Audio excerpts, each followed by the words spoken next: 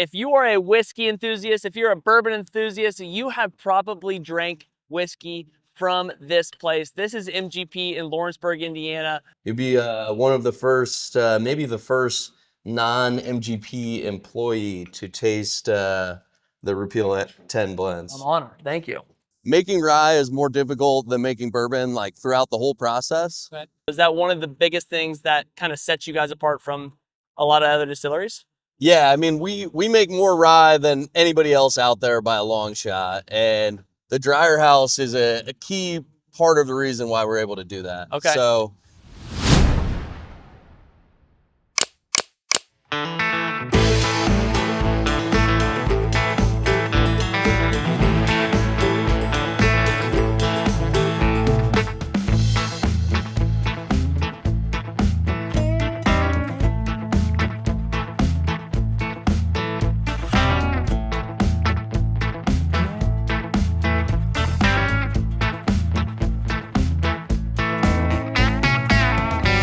Okay guys, so we are at MGP, which anybody in the whiskey industry really knows of MGP, but do they really get to know what's going on here? And the answer to me, I think, is absolutely not. So we got lucky to be with Ian Stirsman, who's the master distiller here at MGP. And first of all, what the heck is in your hands? So this is an ethanol monitor. So it monitors the amount of ethanol in the air. We treat each area where we're storing or distilling high proof alcohol as if there's flammable vapors always present. And for us to use a camera today, we have to make sure that those flammable vapors are not present. So we have to monitor the atmosphere, just make sure it's safe to film some content. Which is a first for us, so that's pretty cool. And for everyone that's watching, we walked right over there and it started beeping. So it's you can smell it, you can definitely kind of almost you can taste it. So the distillery's been around since 1847. So really one of the oldest distilleries in the country. So pre-prohibition, it was the Rossville Union distillery and the Squibb distillery, hence the Ross and Squibb name. Rossville started in 1847, kind of right where we're standing. The Squibb distillery was a little north on campus, started in 1869. Seagrams came in 1933, rebuilt pretty much everything you'll see today. Okay. Became the old Quaker distillery. That shut down in the 1980s, but we used those old Quaker rickhouses for maturation still. So literally since the 1800s. Yeah, mid-1800s. We've been making whiskey right here. We are just engulfed in barrels, and we came up, I think, 6 levels just to be up on this floor. So how many barrels is actually in this rick house that we're in right now? So most of the rick houses are right around 55,000. Awesome. Very cool. Well, a lot to learn, a lot to check out. We look forward to continuing. Yeah, let's do it. Big tall building's our cooker building. This is our boiler.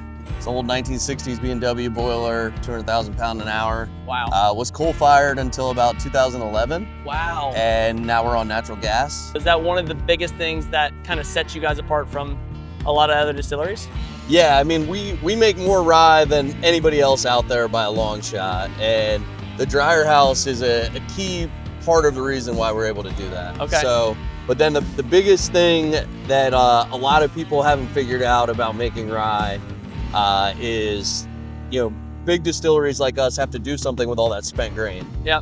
The liquid, some of it will get pumped back to the cooker to control the pH of the cooker. That's that sour mash process people talk about. Right. The rest of it will go to a series of evaporators. We'll combine that with the solids from those centrifuges, and then we'll put it through this dryer here and dry it to about 10% moisture. Wow. And the reason we do that is so that it's stable to go into silos and go to feedlots, and farmers can feed that over time. This dryer we installed in 2017. Okay. We kind of custom engineered it to be able to run rye, and it is by far, probably the best asset in the world to dry a rye mash right now. Very cool. So we'll go inside, but we'll have to turn the cameras off because it's a little proprietary what we do in here. Cool.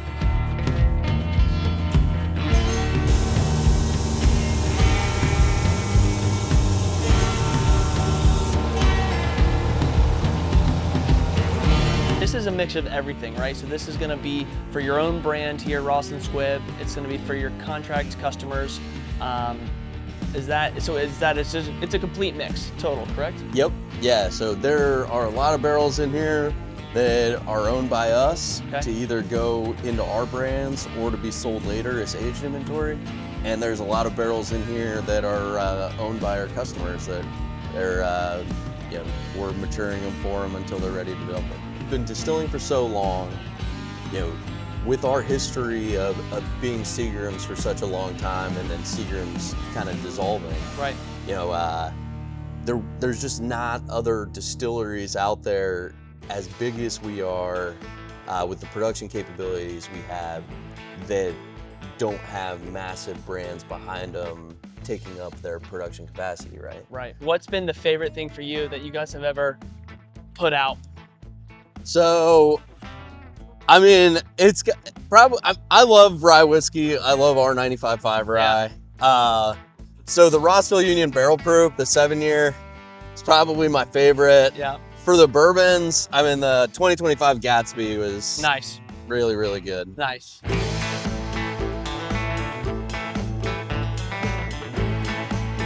So this is our yeast slab. We propagate all of our yeast up from a little slant like this.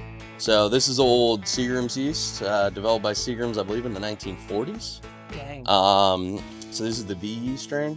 I'll take the tiniest little bit of yeast you can barely see off of there and inoculate this little 40 ml flask. So we'll let that grow for a day, and then we'll inoculate a 400 milliliter flask. Let that grow for a day. This one's already grown. You can see it's got the yeast on the bottom. From there, we'll inoculate a 6-liter flask, which looks like this right here. You can see the yeast on the bottom. And they'll take this 6-liter flask and they'll dump it into about a 250-gallon donut tank.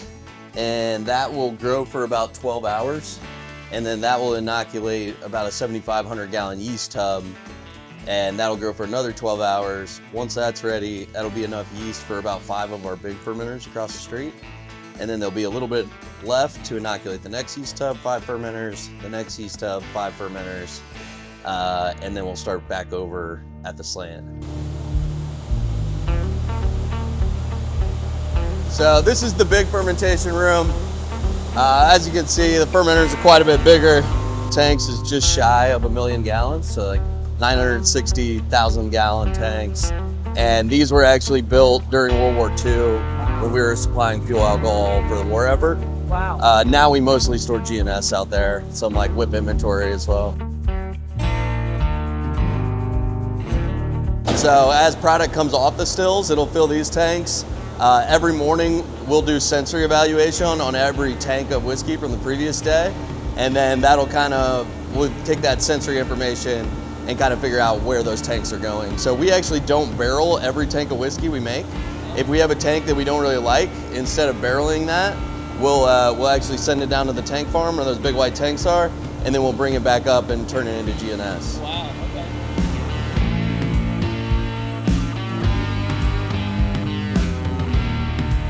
This is one of our wells. Most of our wells sit over by the tank farm out there, but we pull about 8.5 million gallons of water out of the ground every day. We sit on top of the Great Miami River Buried Valley Aquifer. It's a very good source of water for fermentation specifically. But that's part of the reason historically Lawrenceburg, Indiana was such a big distilling town.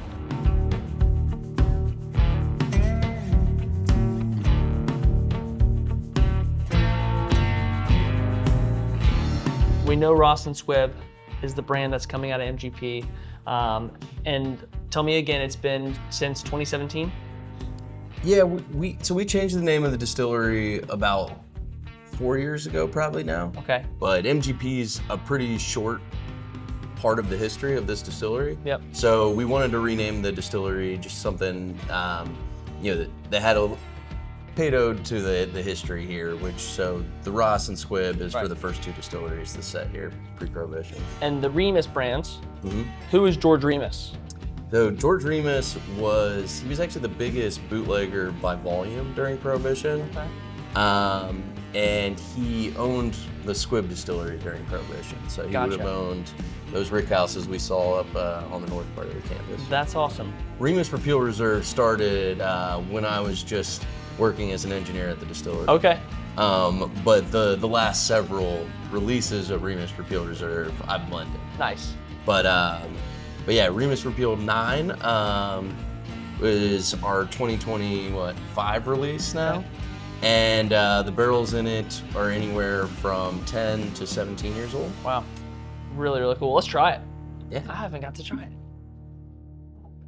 A new reserve comes out in September. Is that Yes. right? Okay. Yeah, and it'll be the 10th one. Nice. So, Well, cheers. Thank you for taking us on an awesome tour and letting us drink some awesome whiskey. What are the key factors that you're kind of looking for when you're blending something like this? so with Repeal 9 specifically, I was looking for something kind of off profile for us and different. So for this one, I was thinking, something more different, kind of off profile for us. It's got a great little funk to it. Yeah, it has this kind of basement-y funk. Mhm. A lot of people call it a rancio note. Okay. Then I used about 10% inclusion rate of barrels from the basement of the rick house next door to here. Interesting. But this one is super cool, super interesting, and definitely like that funk. We're going to taste it at different proofs. So basically, I'll finalize the blend, and then I have kind of a small team, and we'll panel it blind at different proofs and pick out the proof that we like best. So this last year's was 104. And is that the highest one to date? This is the highest one to date. Very cool. Very cool. And I see something over there with the big X, so that might be a little sneak peek. Yeah, so these are a couple of the potential test blends for Repeal 10. All right. So you'd be one of the first, maybe the first non-MGP employee to taste the Repeal 10 blends. I'm honored. Thank you. And where are a lot of these barrels getting pulled from? So obviously there's rick houses all over this property. Mm-hmm. Is there certain rick houses that you like specifically for these blends? I have in my head areas that I kind of like, but basically we'll start with the barrel survey. So every year we do barrel surveys, and we kind of know how different batches are maturing in different spots in the rick houses. And then from there, I'll evaluate those samples blind to figure out what actually goes into Repeal and what combinations work best. So definitely get a little stronger of a nose from left. Not that, would these be final blends that you're?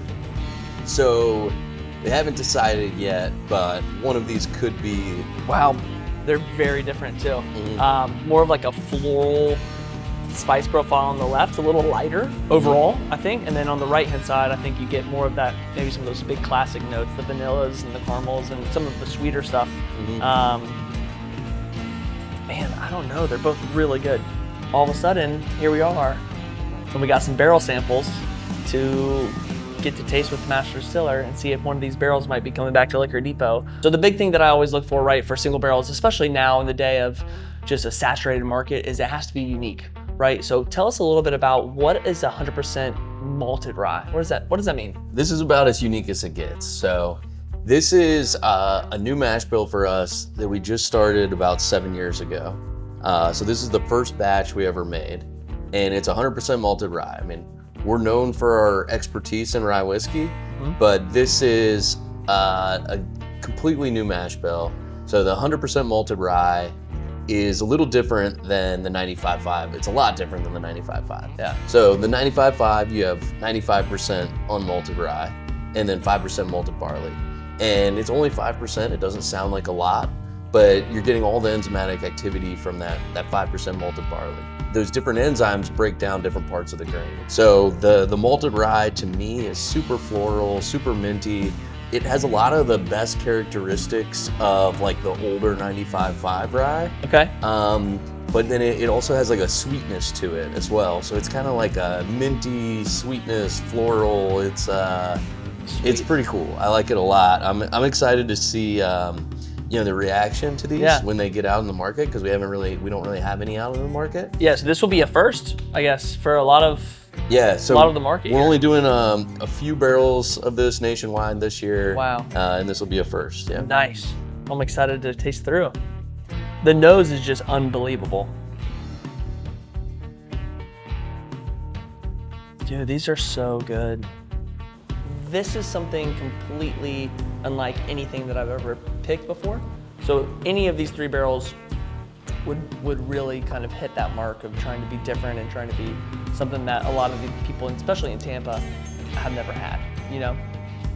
So we're only doing 5 to 10 barrels of this nationwide for this year, and this is the first time we've released this mash bill. We found ourselves a barrel. We found ourselves barrel number 52, just an absolute stunner of a bottle. Can't wait to bring it back to you guys here at Liquor Depot. Unlike anything that I've ever tasted, unlike anything that I've ever picked, I think this is going to be something that's really fun and unique to bring back to the Liquor Depot crew. So exciting.